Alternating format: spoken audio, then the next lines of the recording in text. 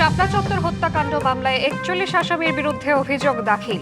শেখ হাসিনা সহ পলাতকদের বিরুদ্ধে গ্রেফতারি পরোয়ানা জারির আবেদন।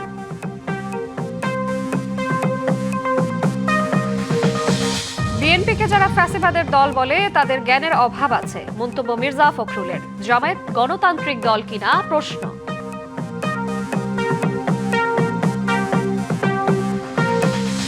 চট্টগ্রামে আজ উদ্বোধন হচ্ছে বাংলাদেশ চীন অর্থনৈতিক অঞ্চলের নির্মাণ কাজ। $500 মিলিয়ন বিনিয়োগ হওয়ার আশা।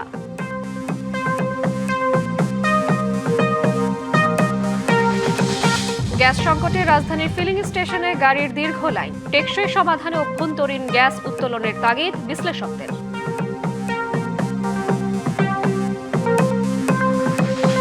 এবং টানা 2 সপ্তাহ পর থামল যুক্তরাষ্ট্র ইরানের পাল্টাপাল্টি হামলা। অস্ত্র কমে আসায় হামলা বন্ধ, এমন দাবি নাকচ মার্কিন প্রেসিডেন্টের।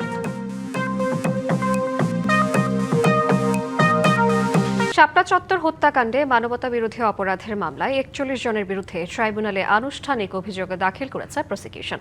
এতে আসামি করা হয়েছে সাবেক প্রধানমন্ত্রী শেখ হাসিনা, সাবেক সেনাপ্রধান জেনারেল আজিজ আহমেদ, সাবেক আইজিপি শহীদুল হক, বেনজির আহমেদকে। সকালে চিফ প্রসিকিউটরের পক্ষে আন্তর্জাতিক অপরাধ ট্রাইব্যুনালের রেজিস্ট্রারের কাছে প্রতিবেদন দাখিল করা হয়। এই মামলায় আসামি করা হয়েছে সাবেক স্বরাষ্ট্র প্রতিমন্ত্রী শামসুল হক টুকু, সাংবাদিক শাহরিয়ার কবির, মোজাম্মেল বাবু ও ফারজানা রূপাকেও। মামলার বর্তমানে 9 জন গ্রেফতার রয়েছেন।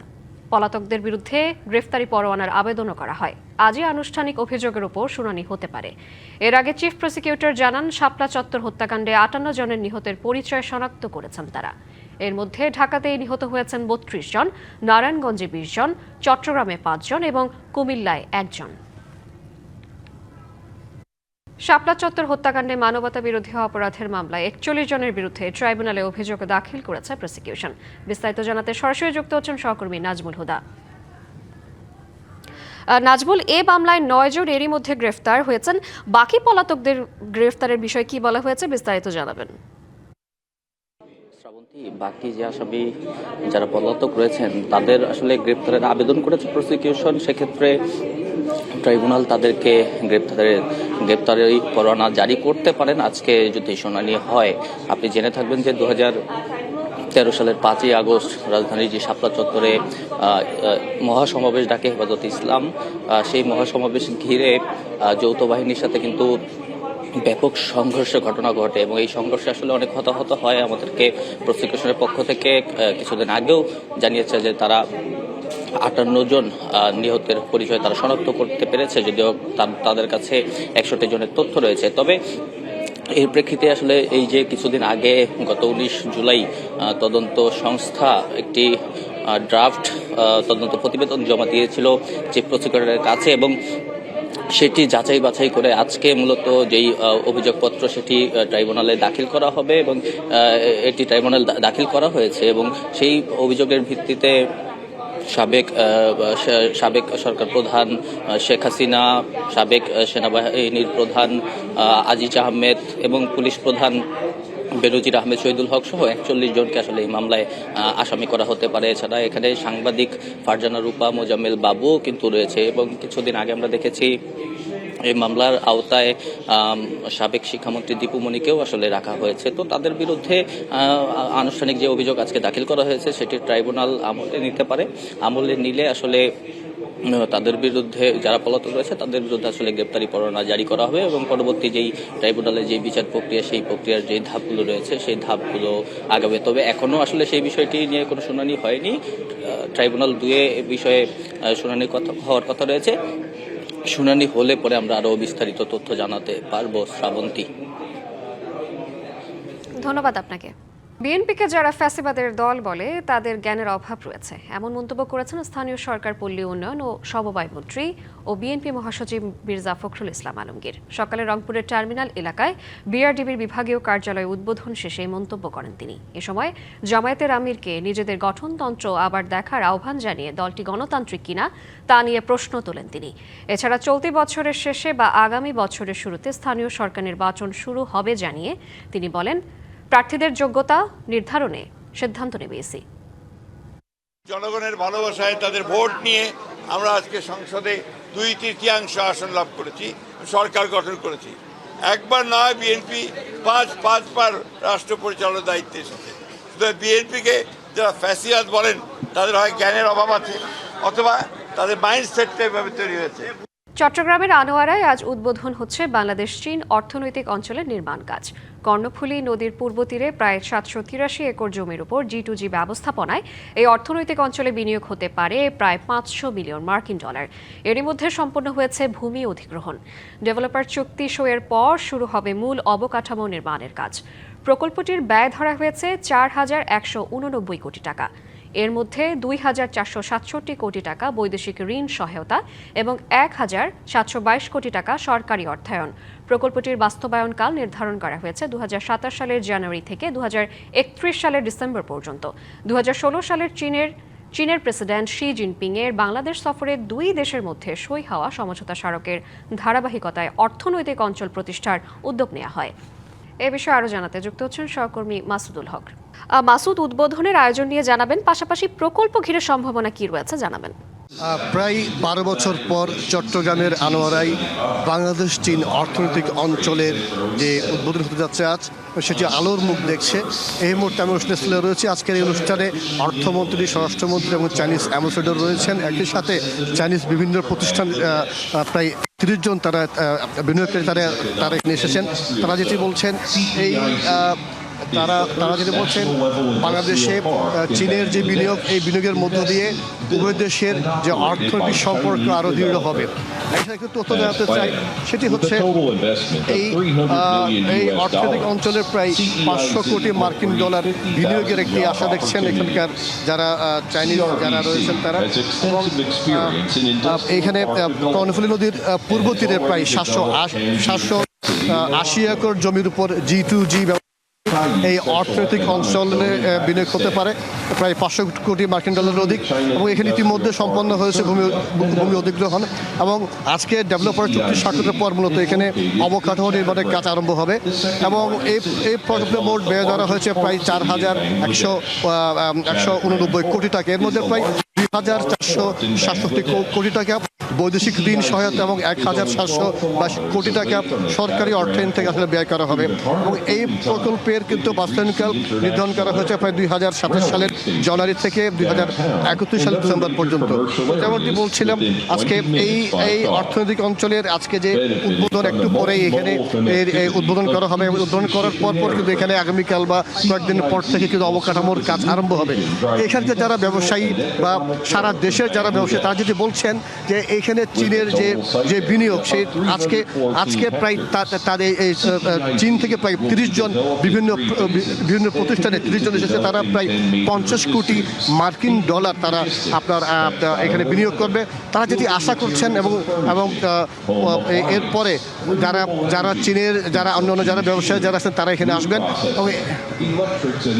এবং এই প্রকল্পে আসলে যাতে সুষ্ঠুভাবে সবকিছু সম্পন্ন হয় সেজন্য এখানে পানি, বিদ্যুৎ, গ্যাস, সংযোগ সহ সড়ক নানা অবকাঠামো উন্নয়ন করা হতো। যেমনটি বলছিলাম, এখনও কিন্তু এই অর্থনৈতিক বাংলাদেশ চীন যে অর্থনৈতিক অঞ্চলের যে আপনার ভিত্তিপ্রস্তর স্থাপন সেটা এখনো করা হয়নি। এই মাত্র অনুষ্ঠানে আরম্ভ হয়েছে, হয়তো পরের সঙ্গে আমরা আপনাকে আরও আপডেট করে জানতে পারবো। এই ছিল আমার কাছে চট্টগ্রাম থেকে খবরাখবর। ধন্যবাদ আপনাকে। রাজধানীর গ্যাস পাম্পে এখন দিনের চেয়ে রাতেই ভিড় বেশি, তবুও মিলছে না কাঙ্ক্ষিত গ্যাস। ঘন্টার পর ঘন্টা লাইনে দাঁড়িয়ে থেকেও খালি হাতে ফিরতে হচ্ছে অনেক চালককে। বেশি বিপাকে ভাড়ায় চালিত সিএনজি অটোরিকশা চালকরা। আয় কমায় সংসার চালানোই হয়ে উঠেছে কঠিন। এ সংকটের প্রভাব পড়েছে নগর পরিবহনেও। সড়কে কমেছে সিএনজি অটোরিকশার সংখ্যা, ভোগান্তি বেড়েছে সাধারণ যাত্রীদের। এ দুর্ভোগের জন্য গ্যাসের আমদানি নির্ভরতা এবং অনিয়ম অব্যবস্থাপনাকে দুষছেন বিশ্লেষকরা। রাজধানীর বিভিন্ন সিএনজি ফিলিং স্টেশনে সকাল থেকে গভীর রাত একই চিত্র। শত শত গাড়ির দীর্ঘ সারি। দুইবার লাইনে দাঁড়ালেই দিনের অর্ধেক সময় চলে যাচ্ছে, তবুও প্রয়োজন অনুযায়ী গ্যাস মিলছে না। আজকে তো গ্যাসে পাইটাই, যে খালি গাড়ি নিয়ে এখানে গ্যাস নিতে আইছি, এখন এখানেও তো বন্ধ করে দিয়েছে। সিরিয়ালে থাকিয়ে গ্যাস নিছি, মাত্র একবার ঢুকছে 45 টাকার, একবার ঢুকছে 45 টাকা। মানে আমাদের দিন শেষ। সবচেয়ে বেশি ক্ষতির মুখে ভাড়ায় চালিত সিএনজি অটোরিকশা চালকরা। তারা বলছেন, সারাদিন লাইনে দাঁড়িয়ে থাকার কারণে পর্যাপ্ত ট্রিপ দেয়া যাচ্ছে না। দৈনিক জমার টাকা তুলতেই হিমশিম অনেকেই। গ্যারাজে গেল, মাঝে বকে জমা দাও, বাসায় গেল বউ রান্না করে, মজা নাই, চাও নাই, দাও নাই, বাজার নাই। এই করুণ অবস্থায় আছে। কাস্টমার কিছু চলতে পারে আর কি, এই জন্যই আর কি চালু রাখা, কিন্তু কোম্পানির অনেক লস হইতেছে। এই সংকটের প্রভাব পড়েছে রাজধানীর গণপরিবহন ব্যবস্থাতেও। সড়কে সিএনজি অটোরিকশার সংখ্যা কমে যাওয়ায় যাত্রীদের দীর্ঘ সময় অপেক্ষা করতে হচ্ছে। 20-50 টাকা আমরা বেশি চাই, এখন প্যাসেঞ্জার দিল্লি দেয়, না দিল্লি আমরা নিয়ে দৌড় মারি। অবশ্যই আমরা চাই যদি সরকার সমাধান করুক, সমাধান না করার কারণ কি আমরা এটা বুঝতেছি না। মহেশখালীতে ভাসমান এলএনজি টার্মিনাল বন্ধ থাকায় জাতীয় গ্রিডে গ্যাস সরবরাহ কমে গেছে। ক্ষতিগ্রস্ত যন্ত্রাংশ মেরামতে যুক্তরাজ্য থেকে আসা প্রকৌশলীরা কাজ করছেন, তবে টার্মিনালটি পুরো সক্ষমতায় চালু হতে আরও কিছুদিন লাগতে পারে। এদিকে পাইপলাইন মেরামতের কারণে কুমিল্লায় সাময়িকভাবে গ্যাস সরবরাহ বন্ধ থাকায় দেশের সার্বিক গ্যাস সংকট আরও তীব্র হয়েছে। দীর্ঘদিনের আমদানি নির্ভর নীতির কারণেই এমন সংকটে ভোগান্তির শিকার সাধারণ মানুষ, বলছেন বিশেষজ্ঞরা।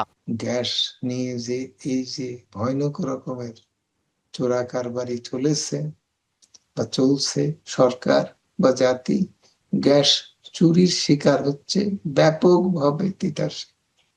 সেই চুরি বন্ধ করা, এই কাজগুলো সমস্ত কাজগুলো একসঙ্গে সামগ্রিকভাবে এবং সমন্বিতভাবে করতে হবে। তাদের মতে নতুন গ্যাস ক্ষেত্র অনুসন্ধান, দেশীয় গ্যাস উত্তোলন বৃদ্ধি এবং জ্বালানি খাতে দীর্ঘমেয়াদী পরিকল্পনা বাস্তবায়নই হতে পারে টেকসই সমাধান। Yusuf Rana, DBC news, Dhaka. Gas সংকট নিয়ে রাজধানীর মহাখালী এলাকা থেকে সার্বিক পরিস্থিতি জানাতে সরাসরি যুক্ত হচ্ছেন সহকর্মী সানি আহমেদ। সানি, গুরুত্বপূর্ণ সিএনজি ফিলিং স্টেশনে আজ কি পরিস্থিতি দেখছেন এবং ভুক্তভোগীরা কি বলছেন, চালকরা কি বলছেন জানাবেন। সকাল থেকেই আমি রাজধানীর বিভিন্ন ফিলিং স্টেশনে ঘুরে দেখেছি, অনেক জায়গায় 3 থেকে 4 ঘন্টা, বিশেষ করে ব্যক্তিগত যে যানবাহনগুলো রয়েছে সেগুলোকে বেশি অপেক্ষা করতে হচ্ছে। 4 থেকে 4 ঘন্টারও বেশি সময় ধরে তাদের অপেক্ষা করতে হচ্ছে, যদিও সেখানে 4 ঘন্টা অপেক্ষা করে তারা খুবই কম পরিমাণে গ্যাস পেয়েছে। আমি অর্থাৎ দেখেছি যে 4 ঘন্টা অপেক্ষা করে একজন আমাকে জানাচ্ছিলেন যে সে মাত্র 12 টাকার গ্যাস পেয়েছে। একই সাথে যারা বিশেষ করে সিএনজি চালিত অটো রিক্সাগুলো যে রয়েছে, সেই অটো রিক্সাও কিন্তু 3 থেকে 4 ঘন্টা বা 2 ঘন্টার মিনিমাম 2 ঘন্টার সময় তারা ব্যয় করছেন এবং সেই 2 ঘন্টার পরে তারা খুবই স্বল্প পরিমাণে গ্যাস পাচ্ছেন, যে গ্যাসের মাধ্যমে তারা হয়তো একটি ভাড়া নিয়ে আবারও গ্যাস ভরতে হচ্ছে। এই যে তাদের যে আক্ষেপ, সেই আক্ষেপের কথাই জানাচ্ছিলেন। আমরা একজন সিএনজি চালিত অটো রিক্সার চালকের সাথে কথা বলবো। আপনি কতক্ষণ ধরে গ্যাসের জন্য অপেক্ষা করছিলেন এবং কত টাকার গ্যাস পেয়েছেন? আমি 8:30 বাজে সিরিয়াল দিছি, সার্জনে আমার ঢুকতে দেন না, জোর করিয়া কয়া বলিয়া রিকোয়েস্ট করিয়া ঢুকছি। ঢুকার পরে এই পর্যন্ত দেখেন 12টার উপরে বাজে, প্রায় 4 ঘন্টা। এই 42 টাকার গ্যাস ঢুকছে, একটা টিপও মারতে পারব না এই 42 টাকার গ্যাস দিয়া। আচ্ছা, পাম্পে ঢুকলে ভিআইপি গাড়ি সব ঢুকায়, আর পাম্পের লোকের সাথে যদি কোনো কথা বলতে চাই, বাজে ধরনের কথাবার্তা বললে গ্যাস দিব না, বাইরে যাও, এই ধরনের ব্যবহার আচরণ করে। আমরা সরকারের কিছুদিন শুনছিলেন শ্রাবন্তী যে এই যারা সিএনজি চালিত অটোরিকশার যারা চালক রয়েছে তাদের দুর্ভোগের কথা শুনছিলেন। এবং একই সাথে আপনাকে যদি জানিয়ে রাখি, রাজধানীর বেশিরভাগ যে বাসাবাড়ির গ্যাস সংযোগ রয়েছে সেখানেও কিন্তু তাদের বিপাকে পড়তে হচ্ছে। অর্থাৎ মোহাম্মদপুর এবং বিশেষ করে মিরপুরের অধিকাংশ এলাকায় তারা জানাচ্ছিলেন যে সকাল 6টার পর থেকেই তারা গ্যাস পাচ্ছেন না। এবং একই সাথে আপনাকে যদি জানিয়ে রাখি যে কক্সবাজারের মহেশখালীর যে ভাসমান টার্মিনাল রয়েছে, সেখানে কিন্তু যে সংকট তৈরি হয়েছে, যে সেটি কিন্তু আরো সপ্তাহখানিক ধরে কাজ করার পরে হয়তো স্বাভাবিক যাত্রায় গ্যাস চলতে পারে। তো শ্রাবন্তী, এই ছিল আমার কাছে সর্বশেষ তথ্য। সানি, আপনাকে ধন্যবাদ। নিরাপদ বিনিয়োগের আশায় সঞ্চিত অর্থ রাজবাড়ী প্রধান ডাকঘরে জমা দিয়েছেন কয়েকশো মানুষ, কিন্তু সেই অর্থ পৌঁছায়নি সরকারি কোষাগারে। কোটি টাকা আত্মসাতের অভিযোগ উঠেছে রাজবাড়ী পোস্ট অফিসের কর্মকর্তা কর্মচারীদের বিরুদ্ধে। এমন কাণ্ডে দিশেহারা ভুক্তভোগীরা। স্বামী নেই, সন্তান নেই প্রতিবন্ধী জাহানারার। তিলে তিলে জমানো 2 লাখ টাকা রেখেছিলেন পোস্ট অফিসের ফিক্সড ডিপোজিটে, কিন্তু হঠাৎই জানতে পারেন তার জমা দেওয়া টাকা সরকারি কোষাগারে পৌঁছায়নি। জাহানারার মতো এমন করুণ পরিণতি আরো অনেক গ্রাহকের। প্রতিবন্ধী মানুষ আমার টাকাটা রাখলো, মন মেলা কষ্ট, শিশু সম্বল আমার কষ্টের টাকা না। পোস্ট অফিস স্টাফের সাথে জড়িত আছে এবং পোস্টমাস্টার ছিলেন বিকাশ বাবু, মূলত হলো উনি আছেন শিহাবের সাথে। জানা গেছে ফিক্সড ডিপোজিট করতে পোস্ট অফিসে গেলেই লেটার রাইটার শিহাব মৃধার কাছে পাঠাতেন পোস্টমাস্টার থেকে শুরু করে অন্যান্য কর্মকর্তারা। সেই সুযোগে শিহাব কোটি টাকা আত্মসাৎ করে পালিয়েছেন বলে অভিযোগ উঠেছে। শিহাবের কাছে 2 লাখ টাকা রাখছি, সাদাটা স্লিপ দিছে, যেদিনে আসি কয় যে হয় নাই। এই যে আজকে আমি এসে শুনতেছি যে আন্দোলন পালাতক আসছি সবাই, যে আমাদের টাকা কই, আমাদের টাকা গেলে কোনো স্লিপ দেখাইলাম। রাষ্ট্রীয় প্রতিষ্ঠান, সরকারি প্রতিষ্ঠানেও যদি মানুষের জানমালের সিকিউরিটি যদি না থাকে, তাহলে আসলে মানুষের এই জায়গা থেকে আস্থা হারিয়ে যাবে। অফিসে নেই পোস্টমাস্টার বিকাশ বিশ্বাস, শিহাব মৃধাকেও পাওয়া যায়নি কর্মস্থলে। তবে তার গ্রামের বাড়িতে গিয়ে দেখা মেলে সম্প্রতি তিনি বিপুল অর্থ খরচ করে বানিয়েছেন বাড়ি। পরিবারের দাবি তিনি কয়েকদিন ধরে নিখোঁজ, দাবি সুষ্ঠু তদন্তের। পোস্ট অফিসে যারা ঊর্ধ্বতন কর্মকর্তা ছিল ওই জায়গা, তারা ইনভলভ আছে এ পর্যন্ত তো আমরা শুনতেছি। এখন আসলেও কি বিষয়টা অবশ্যই তদন্ত করে তো দেখা উচিত। এই বিষয়ে তদন্ত চলমান, প্রতিবেদন জমা দেওয়ার পর ব্যবস্থা নেওয়া হবে বলে জানান নতুন পোস্টমাস্টার। এই টাকাটা পরবর্তীতে সে আর অ্যাকাউন্টভুক্ত করে নাই, অর্থাৎ কাউন্টারে আর জমা দিই নাই, তার নিজের কাছে রেখে দিছে। এভাবে গ্রাহকদের সাথে সে প্রতারণা করছে। পরবর্তীতে আমরা যখন এটা উদ্ঘাটন করতে পেরেছি, তারপর থেকে সে আর অফিসে আসছে না, তার ফোন বন্ধ, তাকে আর পাওয়া যাচ্ছে না। এই ব্যাপারে আমরা ঊর্ধ্বতন কর্তৃপক্ষকে জানাইছি। অর্থ আত্মসাতের সাথে জড়িতদের দৃষ্টান্তমূলক শাস্তি নিশ্চিতের দাবি সচেতন নাগরিকদের। আমরা অতি সত্বর মনে করি এখানে প্রশাসন, রাষ্ট্রযন্ত্র তার দৃঢ় পদক্ষেপ নিয়ে, আইনি পদক্ষেপ নিয়ে এই গ্রাহকদের টাকা যাতে সে ফেরত পায়, এবং যারা এই ধরনের টাকাগুলো চুরি করেছে অথবা লুপাট করেছে তাদের বিষয়ে আইনের ব্যবস্থা নেওয়া হয়। নিয়ম মেনে সরকারি প্রতিষ্ঠানে টাকা জমিয়ে এমন পরিণতি মেনে নিতে পারছেন না কেউ। দ্রুত সমস্যার সমাধান হবে, যার টাকা তার নামে যাবে, এমন জোর দাবি তুলছেন ভুক্তভোগীরা। DBC news desk. শেরপুরে প্রায় 10.5 কোটি টাকা ব্যয়ে নির্মিত ডাম্পিং স্টেশন থাকলেও শহরের সব ময়লা আবর্জনা ফেলা হচ্ছে মৃগী নদীর তীরে। এতে নদীর পরিবেশ মারাত্মকভাবে দূষিত হওয়ার পাশাপাশি স্বাস্থ্য ঝুঁকিতে পড়ছেন আশেপাশের বাসিন্দারা। স্থানীয়দের অভিযোগ, দুর্গন্ধে এলাকায় বসবাস ও চলাচলই কঠিন হয়ে উঠেছে। শেরপুর শহরের কালীগঞ্জ এলাকা দিয়ে প্রবাহিত হয়েছে মৃগী নদী। এই নদীর তীরে ব্যক্তি মালিকানাধীন জমি লিজ নিয়ে বছরের পর বছর ধরে শহরের সব বর্জ্য ফেলছে পৌরসভা।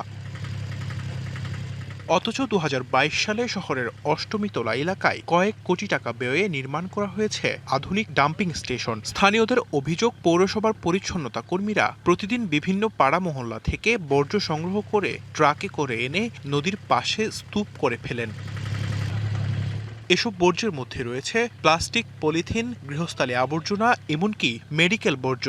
বৃষ্টির পানি কিংবা সরাসরি নদীতে মিশে এসব বর্জ্য দূষিত করছে নদীর পানি। এতে একদিকে যেমন জীববৈচিত্র্য ধ্বংস হচ্ছে, অন্যদিকে হুমকিতে জনস্বাস্থ্য। ময়লার উপরে মাছি অন্য থাকে, এর জন্য আমাদের চলাফেরা করা খুবই অসুবিধাজনক। 4-5 গাড়ি করে 6-7 গাড়ি করে আইতাছে, আমরা খুব কষ্টে আছি। গরু খাইতেছে আর আমরা যাবার বাইরে গুনতে। এলাকাবাসীর প্রতিবাদের মুখে ডাম্পিং স্টেশনে কয়েকদিন বর্জ্য নেওয়া হলেও বর্তমানে আবারও নদীর তীরেই ফেলা হচ্ছে সব ময়লা। ডাম্পিং স্টেশন থাকার পরও নদীতে বর্জ্য ফেলা পৌর কর্তৃপক্ষের ব্যর্থতাকেই দায়ী করছেন অনেকেই। জলজ প্রাণীর সমস্যা হচ্ছে, কৃষি জমির উর্বরতা হারাচ্ছে, চলাফেরার কষ্ট হচ্ছে, স্বাস্থ্য ঝুঁকিতে পড়তেছে সেই ক্ষেত্রে, এবং জীববৈচিত্র্য আমরা হারিয়ে ফেলছি দিন দিন। বর্জ্যকে সম্পদে রূপান্তর করতে পারলে সংকট অনেকটাই কমবে বলে মনে করছেন পৌর কর্তৃপক্ষ। যতক্ষণ পর্যন্ত আমরা এই বর্জ্যটাকে সম্পদে পরিণত না করতে পারবো, ততক্ষণ পর্যন্ত এই বর্জ্য আমাদের জন্য বোঝা হয়ে থাকবে। আমরা এই ওয়েস্ট ম্যানেজমেন্টটাকে কিভাবে আরো সায়েন্টিফিক্যালি করা যায়, যেন জনগণ দুর্ভোগের শিকার না হয়, সেদিকে আমরা বিশেষ দৃষ্টি রাখবো এবং আমরা প্রয়োজন বোধে আমরা এই ব্যাপারে একটা প্রকল্প গ্রহণ করব। পৌর কর্তৃপক্ষের তথ্য মতে শেরপুর পৌর মহলের 9টি ওয়ার্ডে প্রতিদিন প্রায় 30 টন বর্জ্য উৎপন্ন হয়, যার মধ্যে অর্ধেক সংকুলন হয় অষ্টমীতলা ডাম্পিং স্টেশনে। DBC news desk. মুন্সিগঞ্জের মীর কাদিম পৌরসভা যেন একটি উন্মুক্ত ময়লার ভাগাড়। পুরো পৌর এলাকা জুড়ে অপরিচ্ছন্ন পরিবেশ, যত্রতত্র ময়লা আবর্জনা, পলিথিনের স্তূপ দেখে বোঝার উপায় নেই এটি প্রথম শ্রেণীর পৌরসভা। এতে মারাত্মক পরিবেশ দূষণের পাশাপাশি স্বাস্থ্য ঝুঁকিতে বাসিন্দারা। পৌর কর্তৃপক্ষ বলছে পরিচ্ছন্নতার কাজে দ্রুত লোকবল নিয়োগের চেষ্টা চলছে, অচিরেই সমস্যার সমাধান হবে। বাড়ির আঙিনায়, সড়কের পাশে, খাল, পুকুর, ডোবা নালায় যেদিকেই চোখ যায় কেবল ময়লার বড় বড় স্তূপ। দীর্ঘদিনের জমে থাকা এসব আবর্জনা জানান দিচ্ছে বর্জ্য ব্যবস্থাপনায় কতটা উদাসীন কর্তৃপক্ষ। এ চিত্র মুন্সিগঞ্জের প্রাচীন বাণিজ্যিক নগরী মীরকাদিম পৌর এলাকার। পরিকল্পিত উদ্যোগ না থাকায় নাগরিকরা যত্রতত্র ফেলছেন আবর্জনা। তাদের অভিযোগ, প্রথম শ্রেণীর পৌরসভার হলেও নাগরিক সেবার ছিটে ফোঁটাও নেই মীরকাদিমে। মীরকাদিম পৌরসভার এই গেটের যে পৌরসভা, এটার কোনো ময়লা কোনো জায়গা থেকে ময়লা নেয় না। ছোট ছোট খালগুলো আছে, এই খালগুলোর ভিতরে সব ময়লা ফেলাইতেছে। আবর্জনা হইয়া মানুষের চলাচল করতে পারতেছে না, হাজার হাজার লোকের অসুবিধা হইতেছে, বাড়ি ঘরে থাকার অযোগ্যতা হয়ে গেছে। বিভিন্ন স্থানে জমে থাকা এসব আবর্জনা দীর্ঘদিন অপসারণ না করায় পুরো পৌর এলাকা এখন ময়লার ভাগাড়ে পরিণত হয়েছে। এতে পরিবেশ দূষণের পাশাপাশি ছড়াচ্ছে রোগ ব্যাধি। জায়গা নাই মীরকাদিম পৌরসভায়, সেই কারণে আমাদের আশেপাশের লোকজন এই খালের মধ্যে ময়লাটি ফালতেছে। দুঃখের বিষয়, এখানেও রাস্তার মধ্যে ময়লা ফেলে, বিভিন্ন জায়গায় ময়লা ফেলতেছে। মীরকাদিম পৌরসভার নাগরিক, এখানে ময়লা ডাস্টবিন নাই, এই ময়লা আবর্জনা চারিদিকে ভরে থাকে। পৌর কর্তৃপক্ষের দাবি, লোকবলের অভাবে ব্যাহত হচ্ছে পরিচ্ছন্নতা কার্যক্রম। শিগগিরই এই সমস্যার সমাধান হবে বলেও আশ্বাস কর্তৃপক্ষের। আমাদের এখানে পরিচ্ছন্নতা কর্মী আছে, শ্রমিক যারা, তারা হচ্ছে 6 জন। এই 6 জনকে দিয়ে আমরা বিভিন্ন স্পট থেকে ময়লাগুলোকে সংগ্রহ করছি। আমাদের পরিচ্ছন্নতা কর্মী বাড়ানোর একটি পরিকল্পনা রয়েছে। এই মধ্যবর্তী সময়ে, যেহেতু বর্ষার সময় এই বিষয়গুলোতে বেশি জনভোগান্তি তৈরি হয়, আমরা মধ্যবর্তী সময়ে অস্থায়ীভাবে কিছু পরিচ্ছন্নতা কর্মী নিয়ে আমরা স্পট ভিত্তিক পরিচ্ছন্নতার কাজ করব। ঐতিহ্যবাহী রিকাবিবাজার ইউনিয়ন বিলুপ্ত হয়ে 1995 সালে মুন্সিগঞ্জের দ্বিতীয় পৌরসভা হিসেবে প্রতিষ্ঠিত হয় মীরকাদিম পৌরসভা। এখানে লক্ষাধিক মানুষের বসবাস। DBC news desk.